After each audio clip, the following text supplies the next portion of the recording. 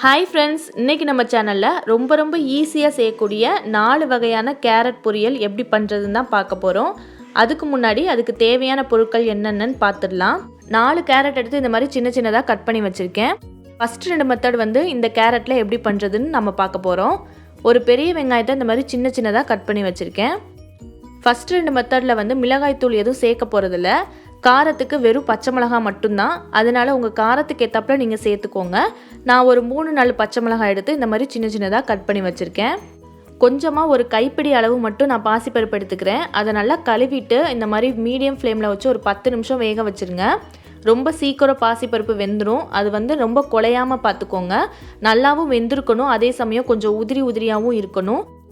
ரொம்ப சீக்கிரம் வெந்துருன்றதுனால நீங்கள் பக்கத்துலேயே இருந்து கரெக்டான ஸ்டேஜில் நீங்கள் எடுத்துருங்க. இப்போ பாருங்கள், பருப்பு நல்லா வெந்துருச்சு, தண்ணியெல்லாம் வற்றிருச்சு. ஒருவேளை நீங்கள் அதிகமாக தண்ணி சேர்த்துட்டிங்கன்னா பருப்பை மட்டும் தனியாக எடுத்துக்கோங்க. இப்போ பாருங்கள், நல்லா கையில் இந்த மாதிரி மசிக்க வருது. இந்த அளவுக்கு நல்லா வெந்திருக்கணும்.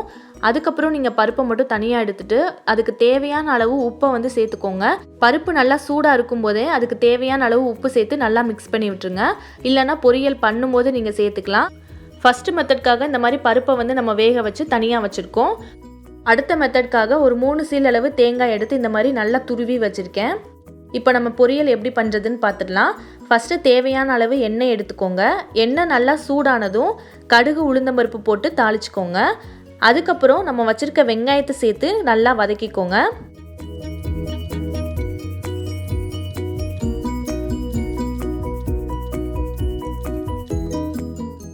வெங்காயம் கொஞ்சம் லைட்டாக வதங்கினதும் நம்ம வச்சுருக்க பச்சை மிளகாவையும் சேர்த்துடலாம்.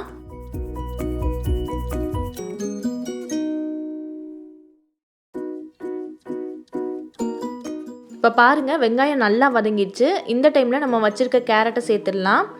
சேர்த்துட்டு அதுக்கு தேவையான அளவு உப்பு சேர்த்து நல்லா கலந்து விட்டுக்கோங்க.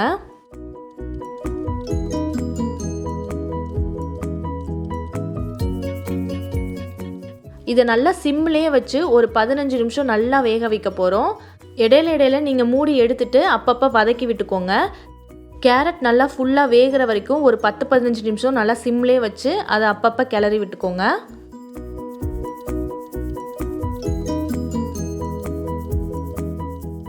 இப்போ கேரட் நல்லா வெந்துருச்சு. இதில் நம்ம துருவி வச்சுருக்க தேங்காயை சேர்த்துடலாம். இப்போ பாருங்கள், தேங்காய் சேர்த்தாச்சு. இதை நல்லா ஒரு 2-3 நிமிஷம் வதக்கிக்கோங்க. அவ்வளோதாங்க, ஈஸியான கேரட் பொரியல் நம்மளுக்கு ரெடி ஆயிடுச்சு. இதிலே நான் இன்னொரு மெத்தடும் உங்களுக்கு காமிக்கணுன்றதுக்காக பாதி கேரட் மட்டும் எடுத்து அதில் தேங்காய் துருவல் சேர்த்து காமிச்சிருந்தேன். இப்போ நம்ம 2வது மெத்தட் பார்க்க போகிறோம். இதில் நம்ம வேக வச்சுருந்த பாசிப்பருப்பு அதில் சேர்க்க போகிறோம். இப்போ பாருங்கள், நம்ம பாசிப்பருப்பு சேர்த்தாச்சு. சேர்த்துட்டு நல்லா ஒரு 2-3 நிமிஷம் வதக்கி விட்டுக்கோங்க.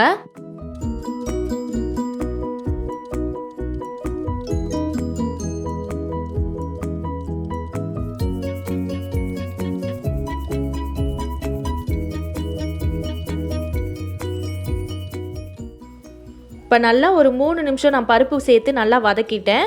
அவ்வளோதான், ரொம்ப ஈஸியான பாசிப்பருப்பு சேர்த்து நம்மளுக்கு கேரட் பொரியல் ரெடி ஆயிடுச்சு. அடுத்த 2 மெத்தட் எப்படி பண்ணுறதுன்னு இப்போ பார்த்துடலாம். ஃபஸ்ட்டு தேவையான அளவு எண்ணெய் எடுத்துக்கோங்க. எண்ணெய் நல்லா சூடானதும் கடுகு உளுந்தம்பருப்பு சேர்த்துக்கோங்க. சேர்த்துட்டு ஒரு பெரிய வெங்காயத்தை இந்த மாதிரி சின்ன சின்னதாக கட் பண்ணி சேர்த்துக்கோங்க. இனி வர 2 மெத்தட்லையும் நம்ம மிளகாய் பொடியும் சேர்க்க போகிறோம். அதனால் பச்சை மிளகாய் 1 மட்டும் சின்ன சின்னதாக கட் பண்ணி சேர்த்துக்கோங்க. சேர்த்து நல்லா இந்த மாதிரி வதக்கிக்கலாம். இப்போ நல்லா வெங்காயம் வதங்கினதுக்கப்புறம் நம்ம வச்சுருக்க கேரட்டை சேர்த்துடலாம். சேர்த்துட்டு தேவையான அளவு உப்பு சேர்த்து நல்லா வதக்கிக்கோங்க.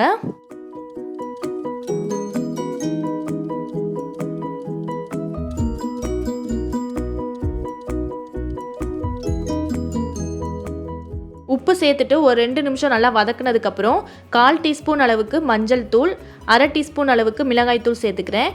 சேர்த்துட்டு அதோட பச்சை வாசனை போகிற வரைக்கும் ஒரு 2 நிமிஷம் நல்லா வதக்கிக்கோங்க.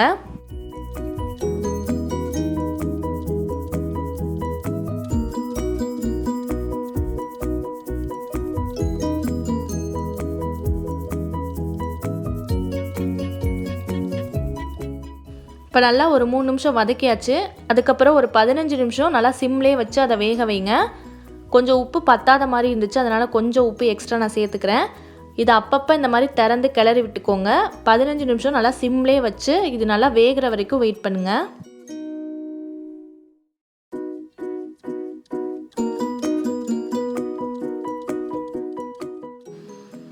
கேரட் நல்லா சூப்பராக வெந்துருச்சு. அவ்வளோதான். இது ரொம்ப ரொம்ப ஈஸியான மெத்தட். கண்டிப்பாக வீட்டில் எல்லோரும் ட்ரை பண்ணுங்கள்.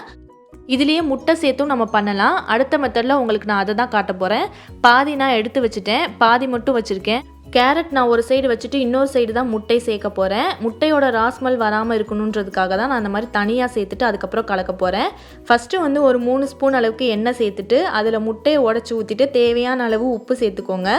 மீடியம் ஃப்ளேமில் வச்சுட்டு முட்டையை கொஞ்சம் கொஞ்சமாக வதக்கிட்டு அப்புறம் கேரட்டோட ஃபுல்லாக சேர்த்து வதக்கிக்கோங்க. இந்த மாதிரி பண்ணுறதுனால முட்டையும் நல்லா வெந்திருக்கும், அதோட ராஸ்மலும் வராமல் இருக்கும்.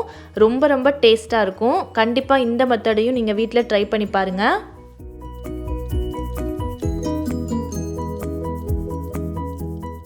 அவ்வளோதான். முட்டை நல்லா வெந்ததுக்கப்புறம் நம்ம ஸ்டவ் ஆஃப் பண்ணிடலாம்.